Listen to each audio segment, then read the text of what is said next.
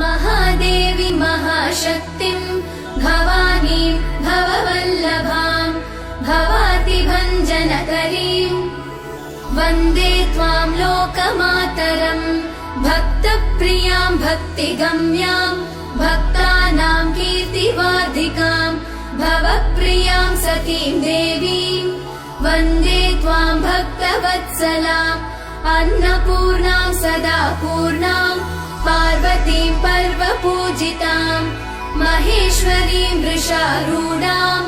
वन्दे त्वां परमेश्वरीं कालरात्रिं महारात्रिं मोहरात्रिं जनेश्वरीं शिवकान्तां शम्भुशक्तिं वन्दे त्वां जननीमुमां जगत्कर्त्रीं जगद्धात्रीं जगत्संहारकारिणीं मुनिभिः